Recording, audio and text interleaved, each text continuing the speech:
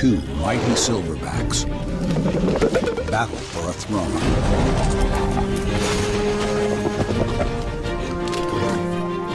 The king and the rival for his realm. At stake, nothing less than a kingdom and the fates of all their subjects.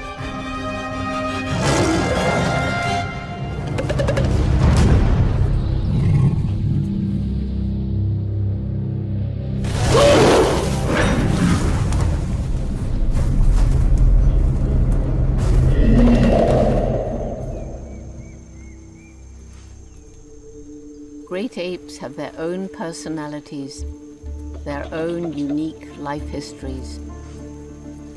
For more than 50 years, I've watched generations living through incredible dramas. This is a larger-than-life story about gorilla kings.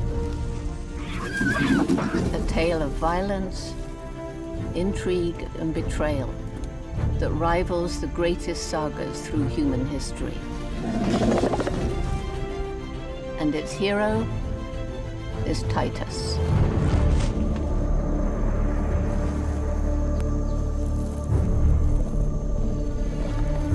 At over 30, Titus has ruled longer and sired more progeny than any other gorilla on record.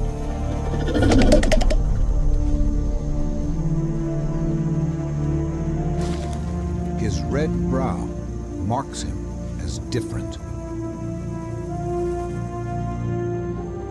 His mountaintop realm is the size of a small city. And his household is enormous. With a large harem, several black-backed knights, and a gaggle of little princes and princesses.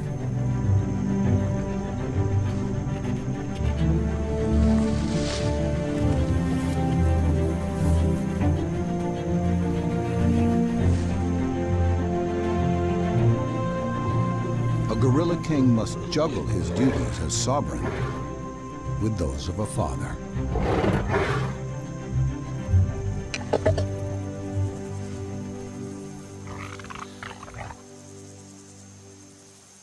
Highest among his womenfolk is Titus's favorite, Tuck.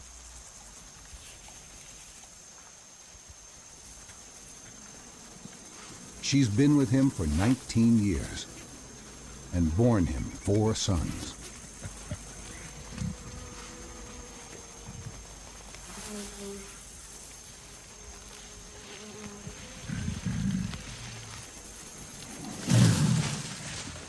One of Titus's heirs, Ronno, left almost as soon as he turned silverback at age 14 to establish his own kingdom.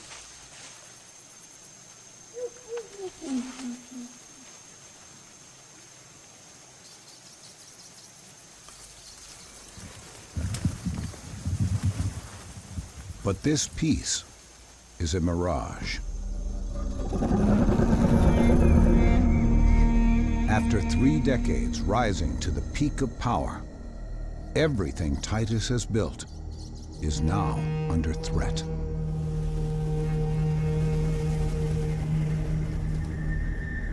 There is a traitor in his ranks.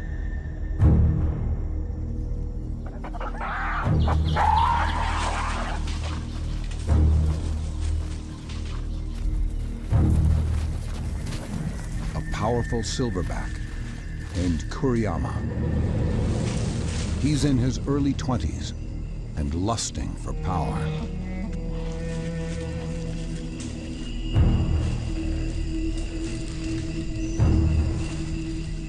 And there's a twist. Kuriyama is Titus's own firstborn son. It's the ultimate struggle for succession. More than 100 mountain gorillas are silverbacks, but only around half are rulers.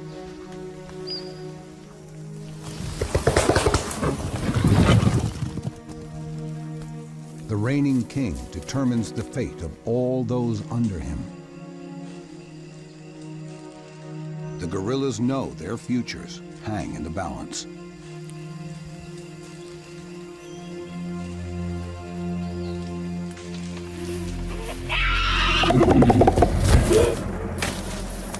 For nearly 3 years, Kuriyama has tried to unseat his father.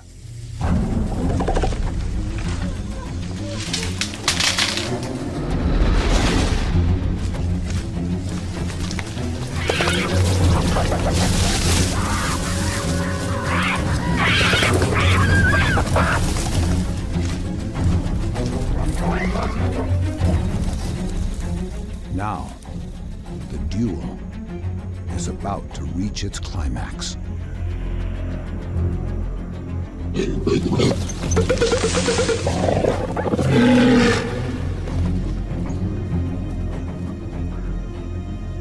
Titus rose to greatness by overcoming a troubled past.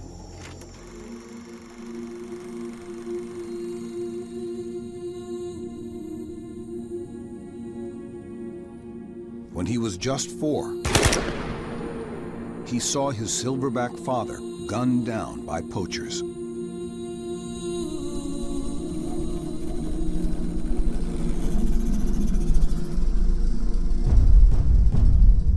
With the band now leaderless, Titus's mother fled, leaving him an orphan.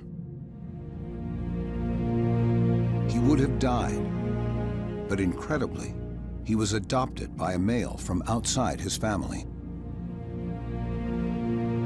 After years of struggle, Titus beat the odds to become the king he is today.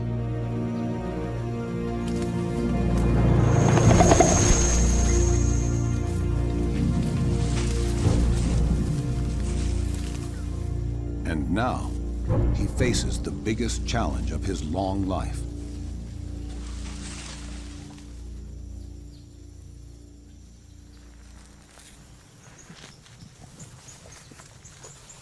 But his past has prepared him.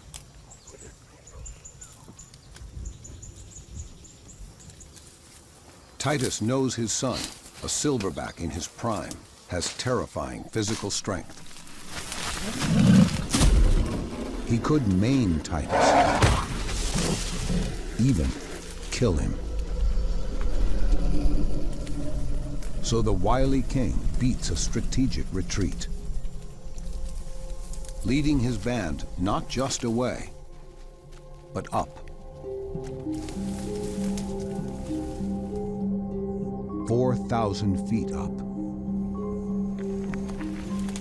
to the ancient volcanic crater at the top of Mount Visoke.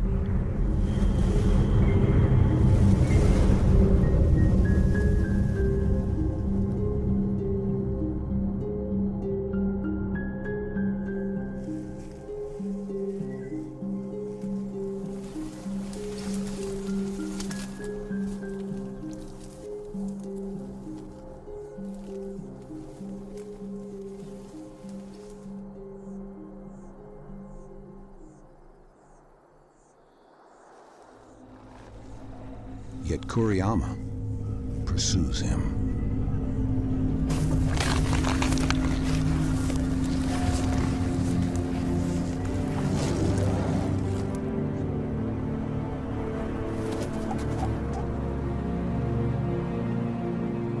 Mountain gorillas have extra thick coats against the chill of their high homes.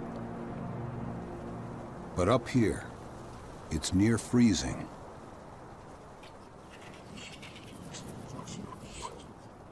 For the young gorillas in Titus's band, the cold is enough to kill. They can't stay up here for long.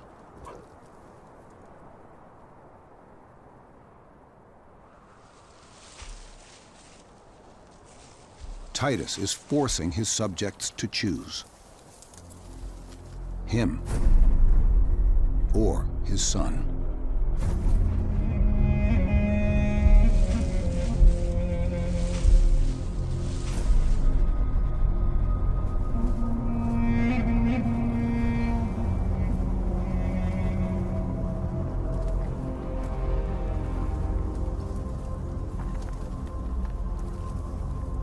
The power of a guerrilla ruler comes from the size of his entourage. If Titus's subjects abandon him, he could be fatally weakened.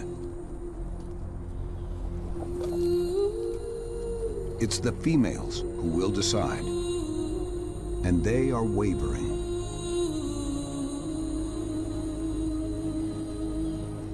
Wondering if Titus still has the power to lead.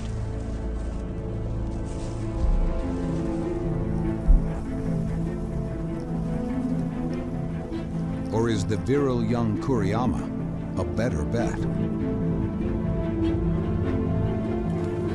Two silverbacks have come to the top of the mountain. Only one will go back down as king.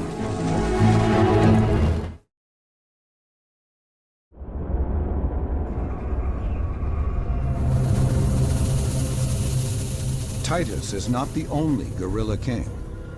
To the west of his mountain stronghold, the massive Congo rainforest stretches away.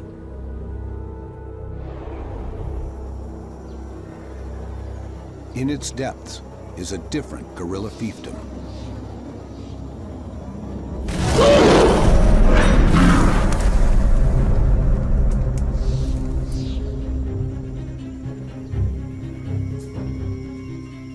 So remote, we only recently learned there could be over 100,000 gorillas here. Mysterious, lurking in the heart of darkness.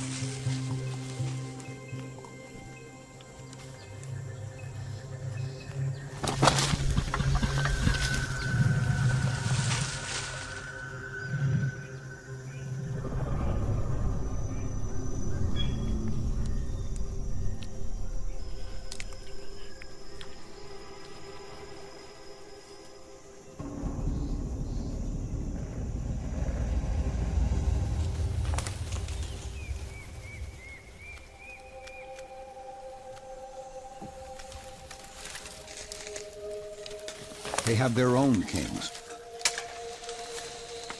Among them, the mighty silverback, Kingo. He leads a group of 9.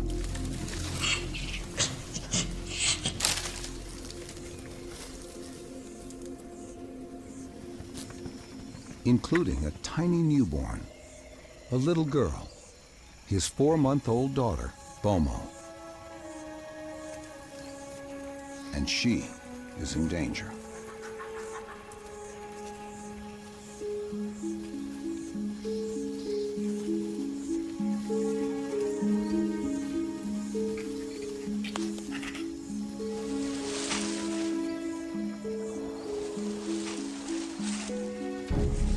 Kingo's lowland realm is bigger than a mountain gorilla like Titus's. But the borders are fluid.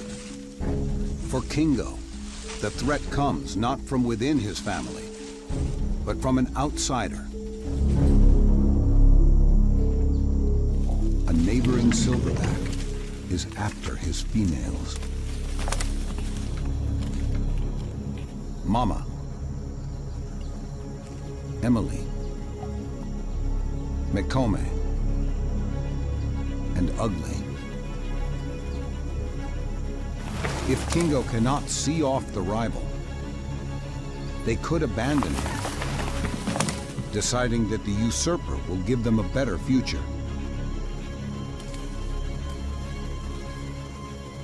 If he loses his band, like Titus, he will lose his power.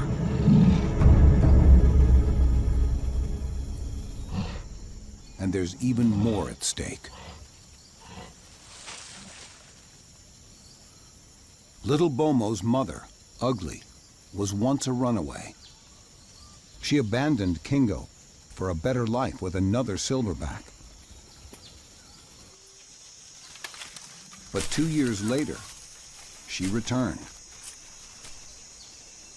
Not long after, Bomo was born.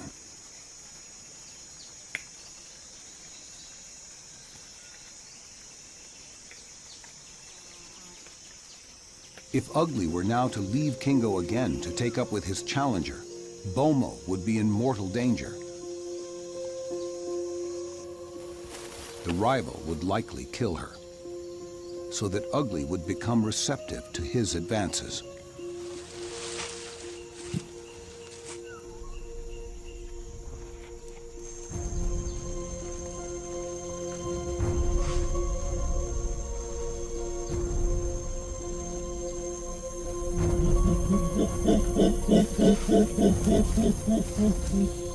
Both Kingo and his silverback opponent have superhuman strength. If it comes to it, they will smash, gouge, and bite to win. An actual fight is the nuclear option.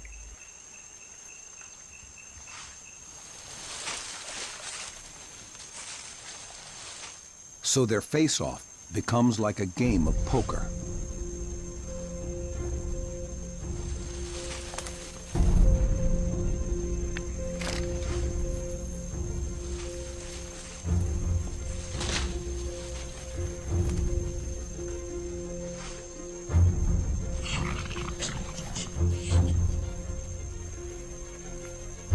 To win, Kingo must make the other believe that he will win. Unless he can bluff his opponent into backing down, he could end up in a fight for his life.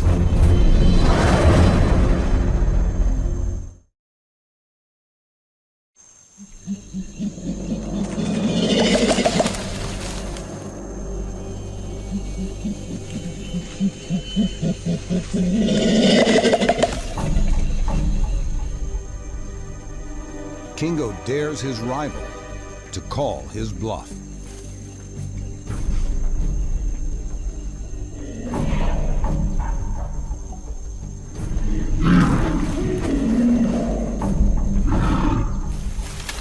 The females hurry to get out of the way.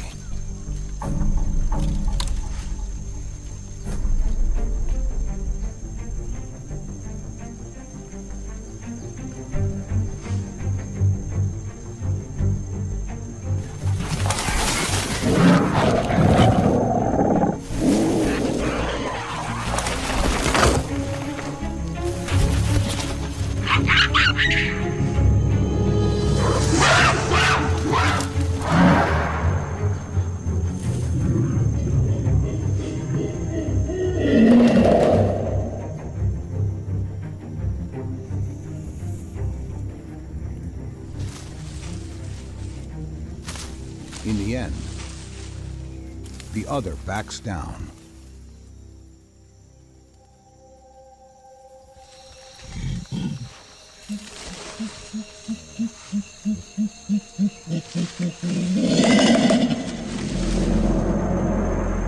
Kingo triumphs. He hangs on to his females. His youngsters are safe.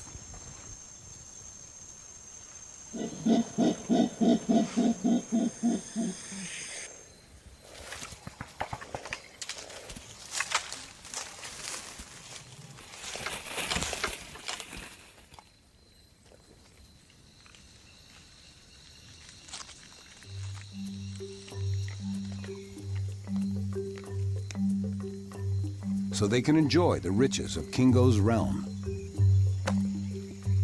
So much sweeter than Titus's nettles and celery.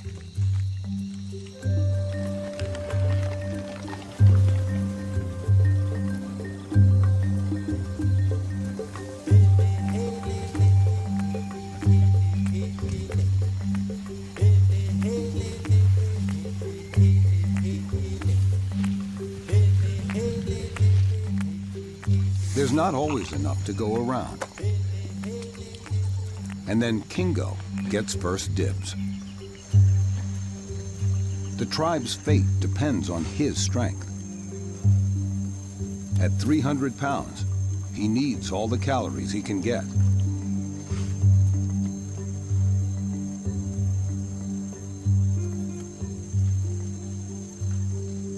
He'll refuse even to share with his son, Kusu.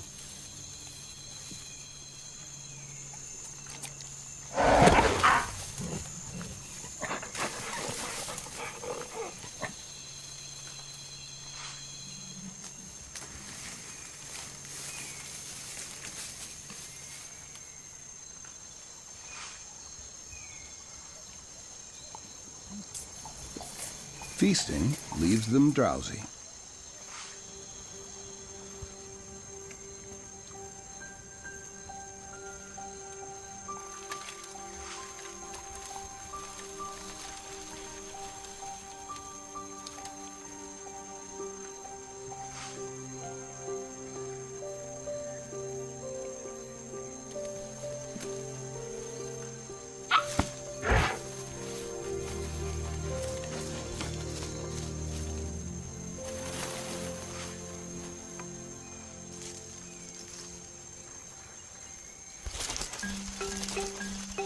Kusu and his buddy Akende have too much energy to nap.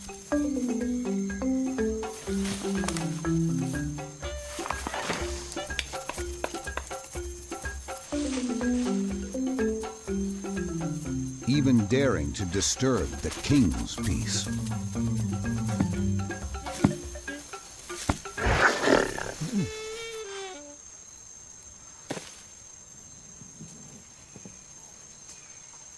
In any case, Kingo must rouse himself. Guard his troop against predators and threats from rival kings.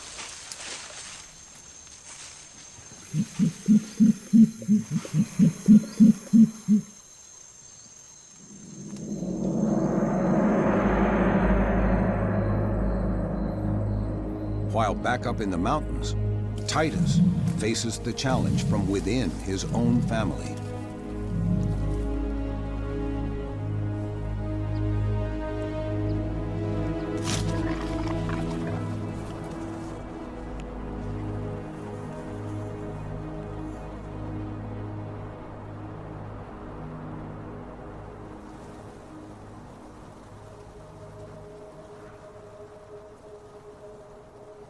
Time is running out. The guerrilla band has endured the mountaintop cold for 4 days. They must choose between King Titus and his son Kuriyama.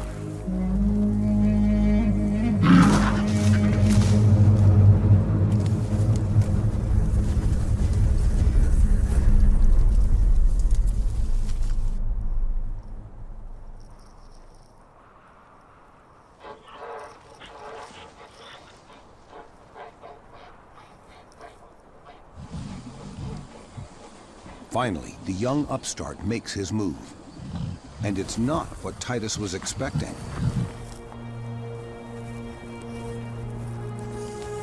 Kuriyama doesn't risk a direct challenge.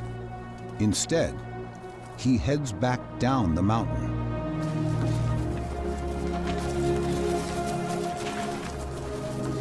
And most of the tribe follows, choosing him as their new ruler.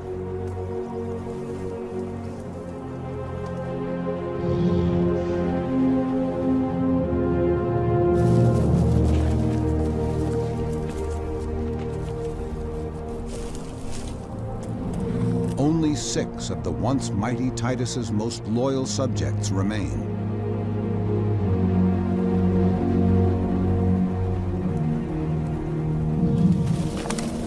He hasn't given up yet. But he knows that out there is another of his sons. Another Silverback, willing to fight for a throne.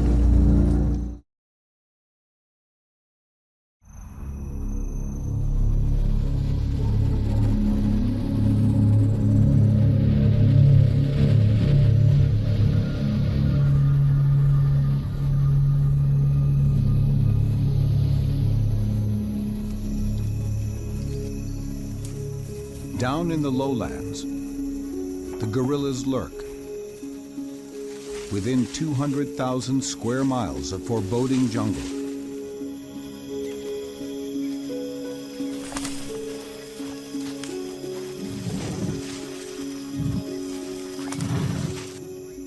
Most of their lives unfold behind the green curtain.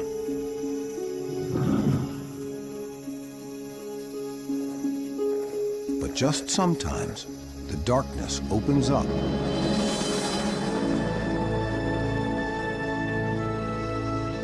and reveals something unexpected. A completely different world. In these clearings, other dramas of guerrilla life are brought to light.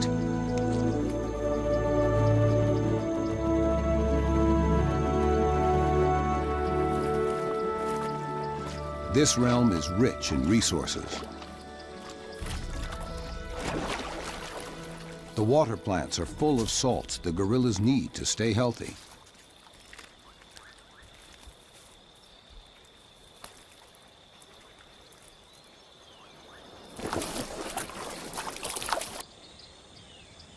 Junior silverback Zaha lives in one corner of the swamp, and others are envious of his watery wealth.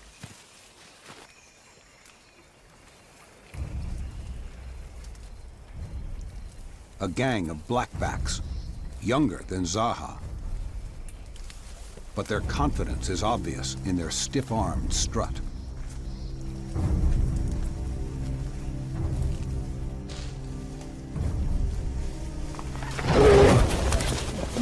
It's 1 against 5. But the one is a silverback with something to prove. If he can show the watching females that he has the right stuff, they might choose to join him.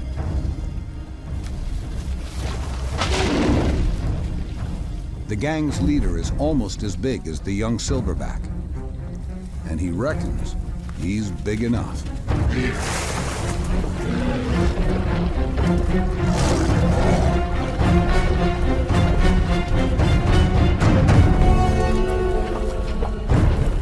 But Zaha bests him and leaves him with a wicked bite to the shoulder.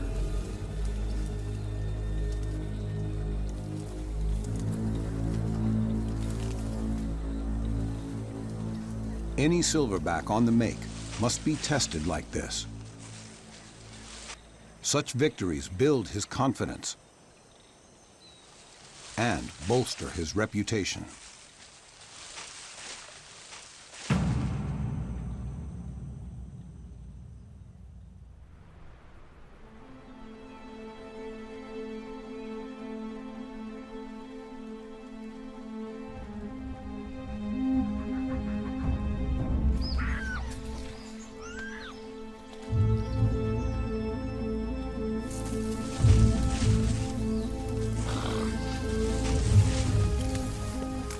Back up in the mountain heights, Titus turns 35 today. He is now older than any other known silverback.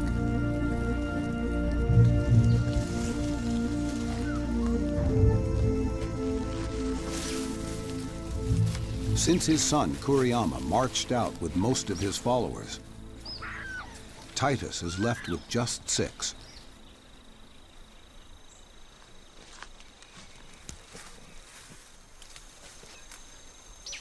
His longtime mistress, Tuck,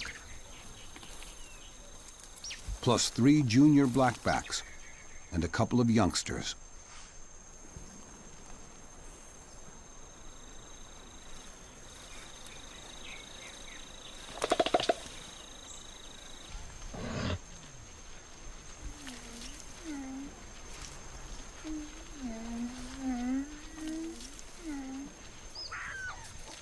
Titus clings to what power he has left. But there's a rival silverback out there.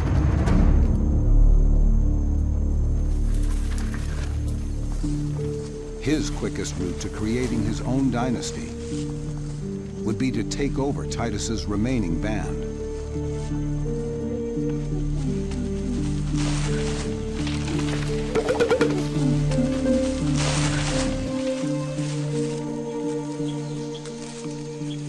Titus continues to eat, putting on a calm face.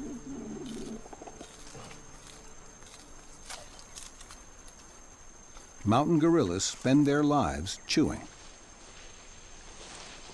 It takes up to 60 pounds of veg a day to feed a king.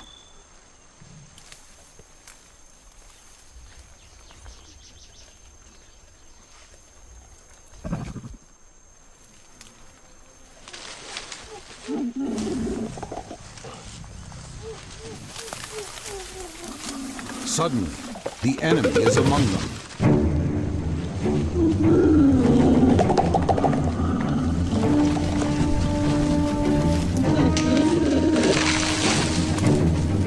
And now, Titus gets a good look at his challenger. His name is Ronno. Incredibly, he is another of Titus's own sons.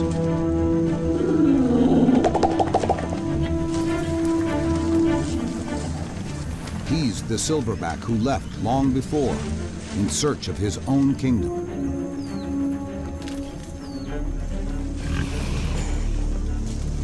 Ronno doesn't have the strength that Kuriyama used to successfully challenge his father. And he's so far failed to build his own family. His quickest route to creating his own dynasty would be to take over Titus's remaining band. To do that, he must take down his own father.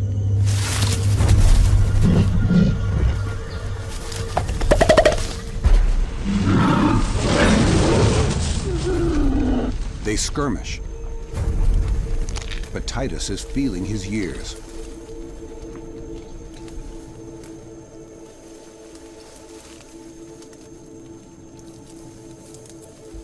And even though Ronno's half his age, he still fears his old man.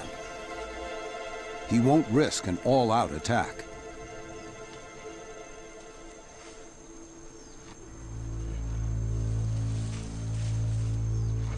But when Titus leads his band away,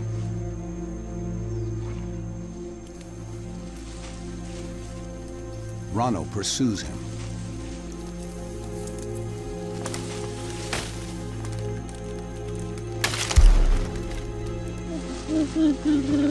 Titus must choose.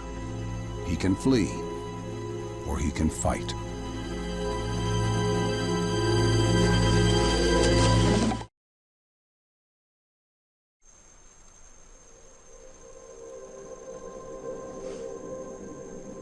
Titus knows he's too old to win a physical face-off with his son, Ronno. But Ronno won't leave him alone. He will wear his aging father down in a drawn-out pursuit.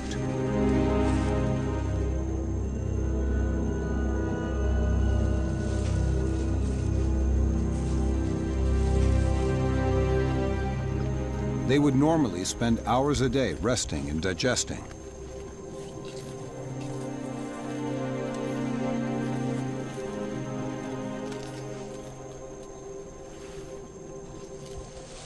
Ronno is relying on the reserves of youth, that he needs less rest. He'll hound his old dad and let age do the rest.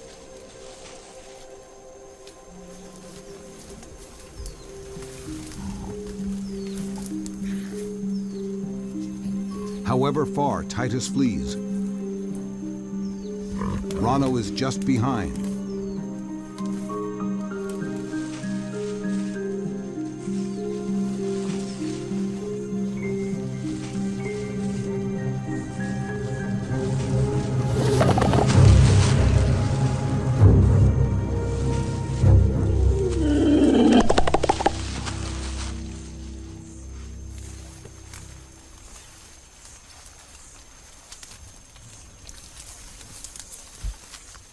After 2 grueling weeks, Titus is drained.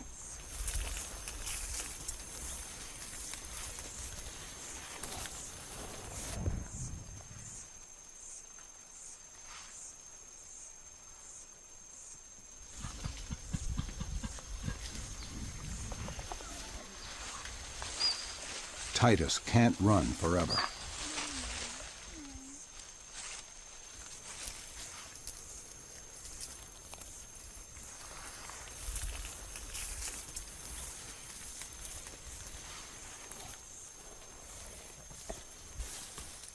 Finally, Titus can go no further.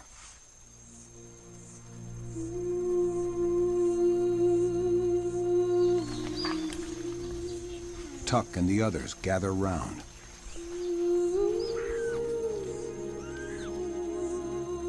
Little Ihumore tends to him. But Titus is too old. Too tired.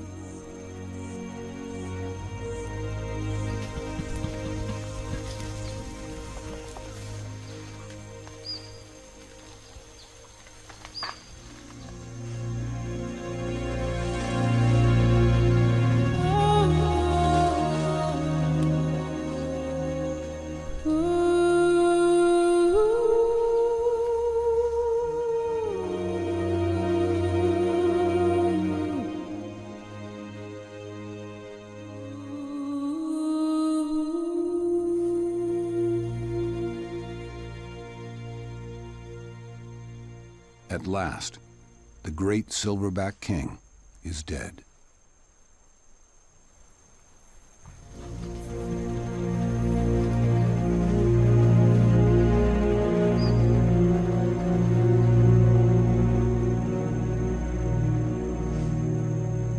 Ronno has got what he wanted. The throne is his.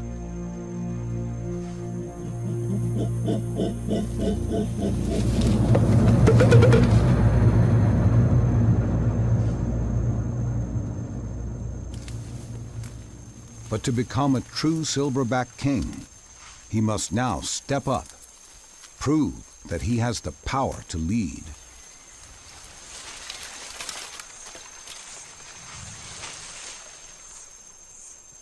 Unless he can win the respect and support of his band, he is doomed.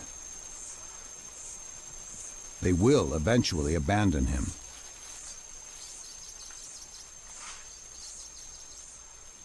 To succeed, Ronno must gain the backing of Tuck, the one female left in the group. She was especially close to the old king. For her, Ronno is no Titus.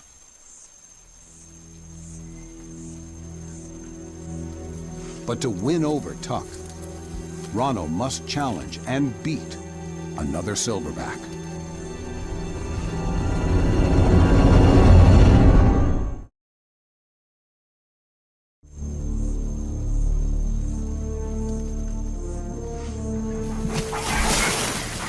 King Ronno may be strong, but he hasn't yet won power.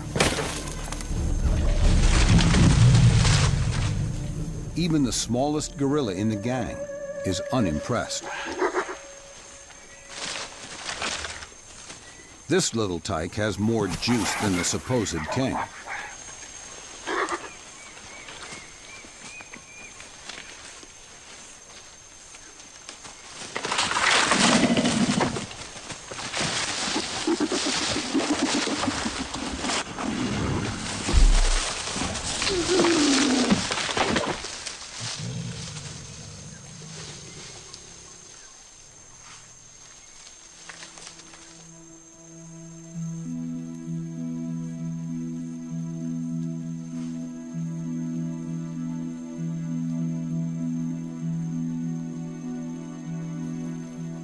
So Ronno tries to prove his bravery,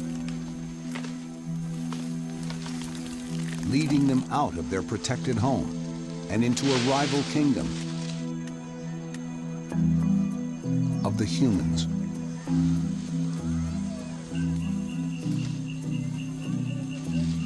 Gorillas share 98% of our DNA. We are cousins.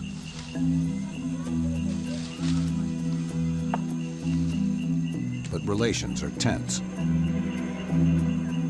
Ronno wants to buy his troops' loyalty with their favorite delicacy, eucalyptus. The gorillas crave the tree's sap, perhaps because it acts like a kind of antibiotic.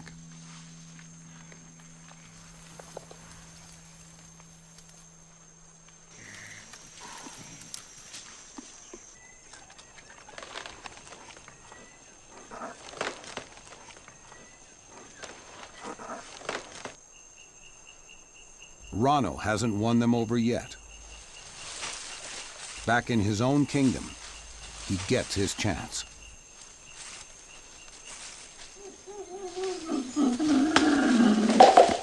His little band bumps into a rival clan. This is Rano's big test. If Tuck wants to leave him for another silverback, here's her chance.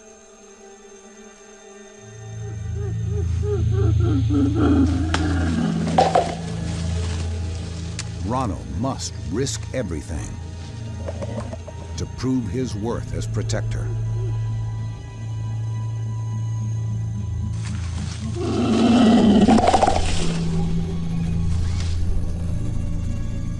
The rival group is strong, with 3 huge males, each of them capable of killing Rano.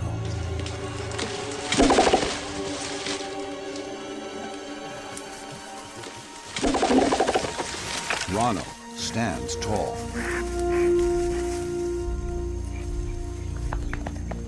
By projecting power, Rano faces down his foes, and so gains power.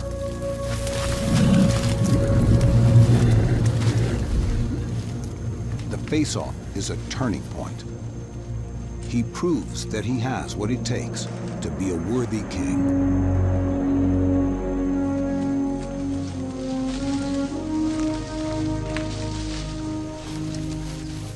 The members of his troop are no longer just family.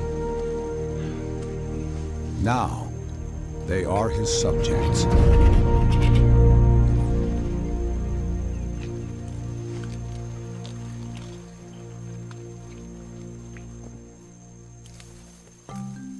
Even Tuck seems to accept that he is her new sovereign.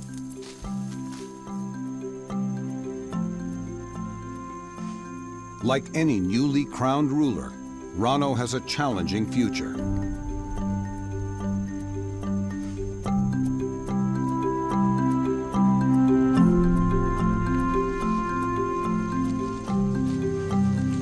If he is to truly follow in the great Titus's footsteps, he must attract new females.